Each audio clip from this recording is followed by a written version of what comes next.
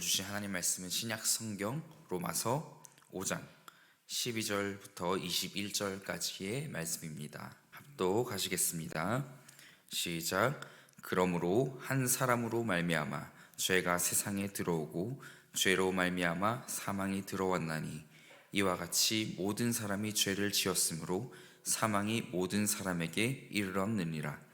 죄가 율법 있기 전에도 세상에 있었으나 율법이 없었을 때에는 죄를 죄로 여기지 아니하였느니라.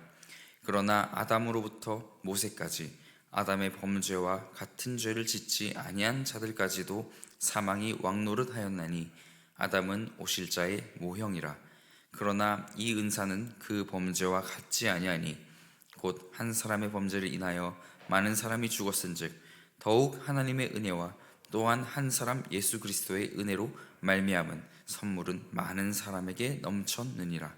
또 이 선물은 범죄한 한 사람으로 말미암은 것과 같지 아니하니 심판은 한 사람으로 말미암아 정죄에 이르렀으나 은사는 많은 범죄로 말미암아 의롭다 하심의 이름이니라. 한 사람의 범죄로 말미암아 사망이 그 한 사람을 통하여 왕노릇하였은즉 더욱 은혜와 의의 선물을 넘치게 받는 자들은 한 분 예수 그리스도를 통하여 생명 안에서 왕노릇하리로다. 그런즉 한 범죄로 많은 사람이 정죄에 이른 것 같이 한 의로운 행위로 말미암아 많은 사람이 의롭다 하심을 받아 생명에 이르렀느니라. 한 사람이 순종하지 아니함으로 많은 사람이 죄인 된 것 같이 한 사람이 순종하심으로 많은 사람이 의인이 되리라. 율법이 들어온 것은 범죄를 더하게 하려 함이라. 그러나 죄가 더한 곳에 은혜가 더욱 넘쳤나니 이는 죄가 사망 안에서 왕노릇한 것 같이 은혜도 또한 의로 말미암아 왕노릇하여 우리 주 예수 그리스도로 말미암아 영생에 이르게 하려 함이라. 아멘.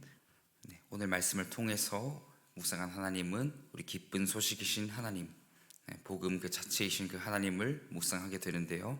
오늘 함께 묵상하는 로마서를 통해서 우리는 복음을 다시 읽게 되고 보게 됩니다.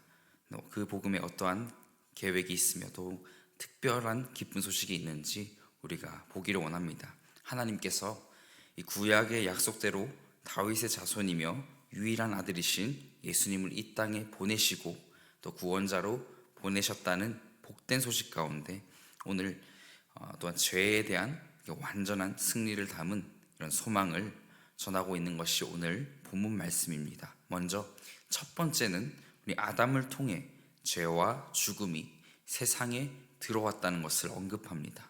이것은 원죄이며 그 누구도 피할 수 없는, 또 마치 요세푸스 신화에 등장하는 시지프스에게 걸린 끝없는 그 죄를 감당하기 위한 그 값을 치르기 위한 그 바위를 정상으로 굴려놓았으나 어떻게 됩니까? 다시 아래로 떨어지죠. 끊임없이 그에게 있어 올무가 되는 이 죄의 무게란 사실 이렇게 표현된 그 죄의 무게보다 더욱 감당하기 어려웠을 것입니다. 하나님은 이러한 인간의 죄를 감당하신 분이라는 것을 오늘 본문을 통해서 더욱 알게 하십니다. 오늘 말씀 통해서 또 도저히 감당할 수 없는 그런 죄의 무게와 그 무게를 감당하신 예수님을 보여주십니다. 인간에게는 죽을 때까지의 싸움의 영역이 주님께는 어린 양 예수님을 보내심으로 단번에 죽으심과 이런 부활하심으로 해결하셨던 능력의 하나님을 여러분이 깊이 묵상하실 때 그런 강력한 은혜가 채워지기를 소망합니다. 두 번째로 우리 죄가 이 땅에 들어온 것이 한 사람, 이 아담으로 말미암은 것에 대한 또 비교, 누구와의 비교일까요? 바로 예수 그리스도, 두 번째 아담 되신 분, 그분과의 비교를 통하여서 구원을 더 확실하게 하십니다. 이미 창세기에서 주님이 주신 이 자유의지 가운데 사람이 택한 것은 내 눈이 밝아지겠다라는 것입니다. 나의 뜻대로 해보겠다는 것입니다. 명백하게 영적인 존재인 우리는 옳고 그른 것이 또 무엇인지 정도는 알고 있으나 그 내면은 하나님이 없는 삶을 더 원하더라는 것입니다. 그 결과는 어떻습니까? 항상 내가 행복이라 말하는 것들이 사라지고 그러고 나서 보니 하나님이 옳았구나, 이 사실조차 또 깨달으면 정말 다행이고 은혜입니다. 하지만 이를 알지 못하고 끝없이 이런 악순환이 반복되는 삶이 얼마나 우리의 대부분을 이루고 있습니까? 아니, 어쩌면 모든 사람에게 이를지 모릅니다.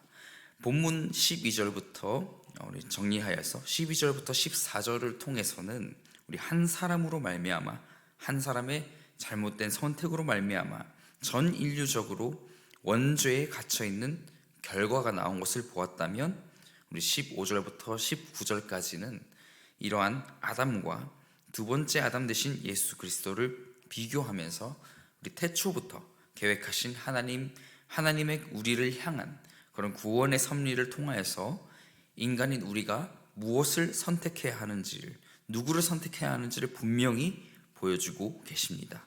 바로 이 구원의 은혜라 불리우는 이 선물을 우리는 기꺼이 받아야 하겠습니다. 한 사람으로 인해서 죄가 들어왔다면 이번에는 한 사람으로 말미암아 모든 사람이 생명에 이르게 되었다는 것이 분명히 선포되었습니다. 마지막 세 번째 20절과 21절을 통하여서 우리는 율법의 역할이 무엇인지를 다시 비추어 볼 수 있습니다. 하나님께서 분명히 이스라엘 백성에게 약속하신 언약, 그리고 이를 지켜나가는 싸움을 율법을 통해서 보여주신 것이죠. 율법을 통해서 주신 것이죠. 그래서 우리가 율법주의여야 하느냐? 그것은 아닙니다. 율법은 우리가 죄를 깨닫도록 알게 해주는 것이지, 이 모든 것을 지키기란 인간에게 앞서 말씀드렸던 시지프스에게 걸린 저주와 같은 한계로 가득 차 있다는 것을 깨닫게 합니다. 하나님께서 왜 이스라엘을 선택하셨습니까? 바로 아담이 지은 불순종의 범죄를, 이 범죄의 영향력을 반전시키기 위한 것이었습니다. 대부분 유대인은 율법의 역할이 무엇이라고 생각했을까요? 바로 아담으로 말미암아 들어온 죄를 억제시키기 위한 것으로 생각했습니다. 이제 바울은 이에 대한 유대인의 생각을 바꾸고 설득하는 역할을 분명히 해주고 있습니다. 그 역할을 하도록 쓰임을 받고 있습니다. 하나님으로부터요. 어떻게요? 바로 율법이라는 것은 하나님이 그들에게 주실 때 범죄를 억제하지 못하고 더하게 한다는 것을 말하면서, 이렇게 이스라엘이 율법을 통해 범죄를 쌓은 것은 하나님을 향한 증오를 나타내는 것이 아니라 바로 한계, 또 아담을 통해 세상에 들어온 이 문제가 율법을 통해 해결되지 않는다는 것을 더욱 강조하고 말하는 것입니다. 이 구절들은요, 이어질 로마서 또 9장과 11장을 또 예상하게 할 것입니다. 그 내용들은 다시 또 묵상할 때 우리가 이 은혜가 이어지기를 소망하고요. 아무튼 그 죄가 이스라엘에게서 절정에 달했기 때문에 이 하나님의 은혜가 이방인과 이스라엘 모두에게 하나님의 긍휼로 보다 분명하게 인식이 되었을 것이죠. 그래서 이 이야기의 끝은 무엇일까요?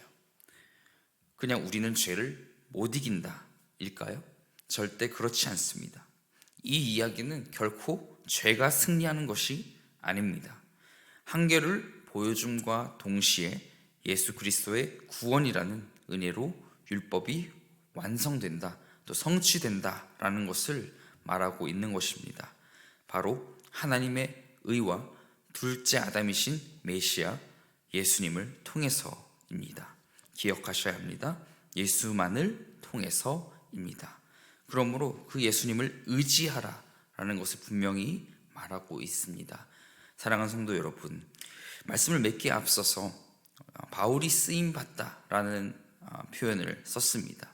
오늘 이 말씀을 통해서 정말 위대하시고 완전하시고 정말 우리 모든 인생을, 또한 우리의 또 예수로 인한 우리의 복음 전도의 사역, 그 모든 것을 주관하시는 이가 누구신지를 분명히 하고자 합니다. 성경 속 인물들은 바울뿐만 아니라 이러한 전도 사역, 또 선교 사역, 또 그들을 설득하고 회개하게 하고 또 교회를 교회되게 하는 이런 기록된 말씀 속 우리의 눈에 보이는 이들의 업적들이 보이게 되는 것이 사실입니다. 이 사람들이 이러한 사역의 공로로 인해서 또 존경도 받고 또 권위를 부여받으면서 추앙받기도 합니다. 그러나 우리의 성경을 보는 시야는 거기서 머물면 안 됩니다. 더욱 영적인 눈을 떠야 합니다. 하나님이 바울의 눈을 다메섹에서 먼저 멀게 하셨죠.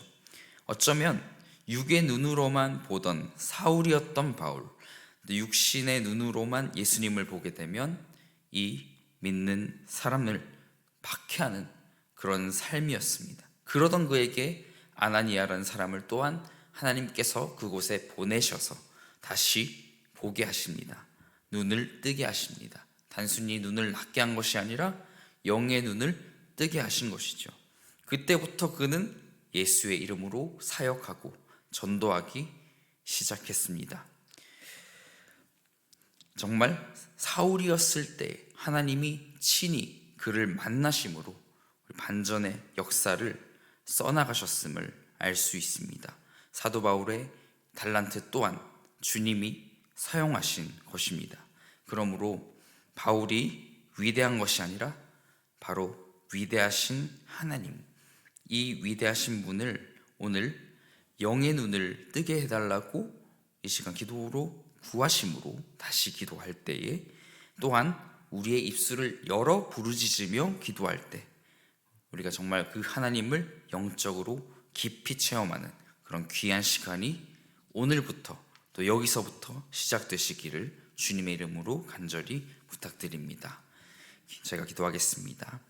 은혜의 주님, 위대하신 하나님, 주님의 보혈로 육신의 한계를 입은 우리이지만 구원을 은혜의 선물로 주셨는데 이제 다시 새 힘을 주시고 그 구원의 은혜를 전하는 삶 되게 하여 주시옵소서.